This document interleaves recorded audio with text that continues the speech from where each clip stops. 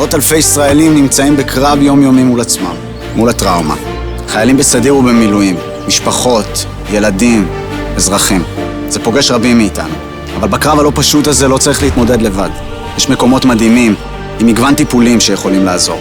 למשל בחוות טיפוליות, כמו החווה של דני, המעניקה מרחב מרפא, מרגיע ומחבק, שמציע טיפולים רגשיים בסיוע בעלי חיים, או טיפול בעזרת ספורט, כמו בעמותת בית על הים, המסייעת למתמודדי טראומה לעלות על הגל תרתי משמע, ומעניקה מרחב בטוח ושוויוני המאפשר צמיחה אישית, או טיפול בתנועה וריקוד, כמו בעמותת ורטיגו, המעניקה מענה טיפולי ורגשי, באמצעות העוצמה של עולם המחול, בשילוב סדנאות תנועה ויצירה. מפעל הפיס והרשויות המקומיות משקיעים עשרות מיליוני שקלים במגוון פרויקטים לטיפול בטראומה ובשיקום החברה בישראל. לפרויקטים נוספים ייכנסו לפייס.co.il. תזכרו תמיד, אתם לא לבד. מפעל הפיס, הכל חוזר לקהילה.